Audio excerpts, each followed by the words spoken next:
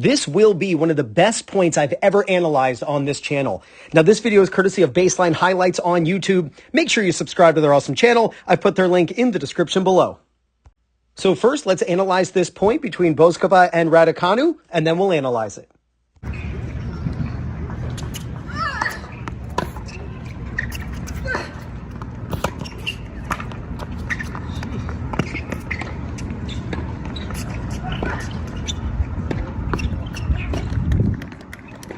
Wow, there is so much to go over. I cannot wait. All right, first off, watch Raducanu go forward on the return. See this? Look where she's starting, and look where she ends up making contact with the ball. Her left foot is on the baseline, right? So you've got to have pre-movement. Let's talk about the timing of the split step. You want to be in the air as your opponent hits. So Bouzkova is hitting the ball right now. So there's contact.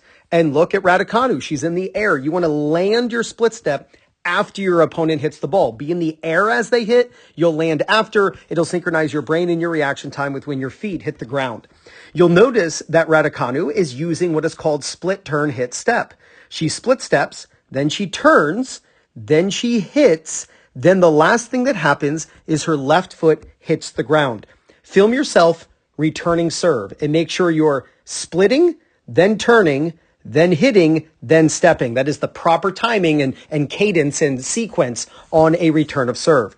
Now, Bouzkova attacks the net, and right here, this is where a lot of recreational players make a mistake. Because you have to decide when your opponent's coming forward, should you avoid them? And what are the ways you can avoid them? You can hit a cross-court pass. You can hit a down-the-line pass. You can try to lob up over their head and make it land right on the baseline.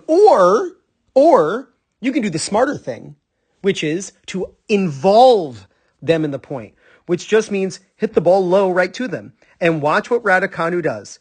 She hits the ball really low to Bouzkova, and Bouzkova's now got a volley down at her shoe tops.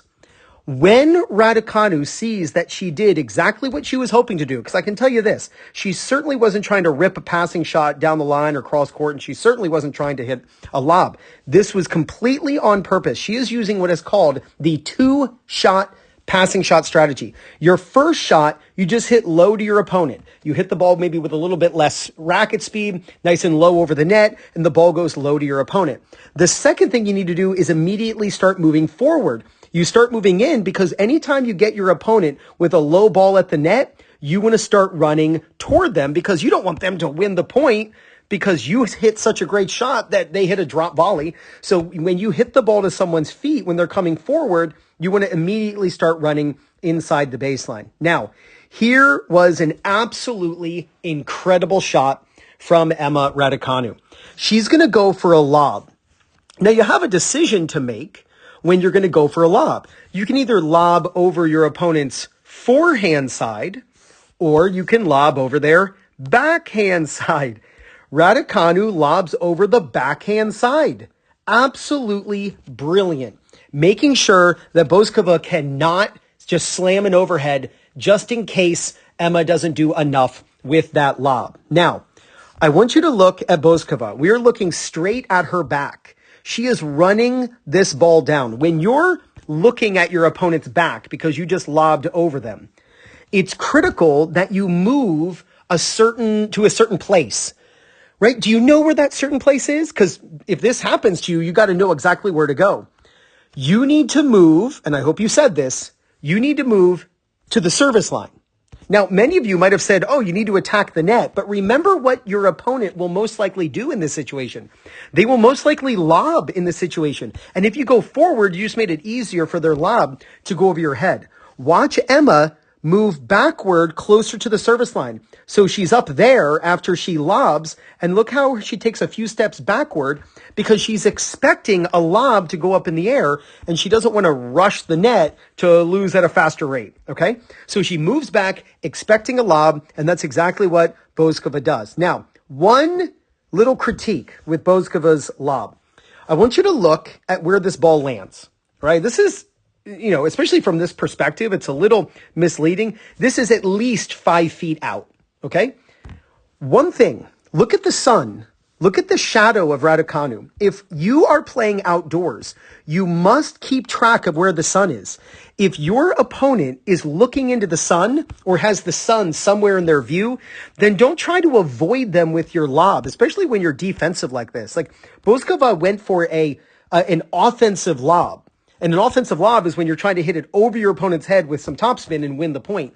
She should have just hit a defensive lob way up in the air, forcing Raducanu to maybe hit an overhead from no man's land with a ball that is rapidly descending from such a high point. Looking into the sun, it's going to be very difficult for her to hit that ball. She didn't even make Raducanu hit a ball. If this is her coach or maybe this player, if I'm one of her coaches, I'm walking over to her right there and say, you've got to make Emma hit an overhead there, especially with the sun. Not every lob has to be landing behind your opponent. Sometimes the smarter thing to do is to force an error by hitting it super high, and then it's rapidly descending, looking into the sun, and you can force an error from the opponent. But so many good things to learn from this point, and go out and record yourself playing matches. Review the footage and see if you can improve your game based on what you learned in this video. Now, I'm sure you've tried tennis lessons with a pro in your area to help improve one of your shots, but have you considered a video stroke analysis lesson with me? It's so simple. In fact, this is one of my recent students. He wanted to improve his serve, so he sent me this video, and I compared him side by side to the pro, showing him what he did correctly and what he could change to gain power, control, and confidence. If you want more information, so simple, click the link in the description or click the box that pops up at the end of this video. And if you're looking for people in your local area to play matches against or practice with, maybe you want to find a local league at your level, or you'd love to find a coach who's close to you who can help you with your game, then use my link for Play Your Court. And it's playyourcourt.com/2-minute-tennis. When you use my link to sign up, you get 50% off. So click right here to learn more about video stroke analysis lessons with me. You apply what you learned in this video to your own singles game, and there's no doubt you're going to gain confidence, win more matches, and play much better tennis. This is Ryan Reedy from 2minutetennis.net. You got this.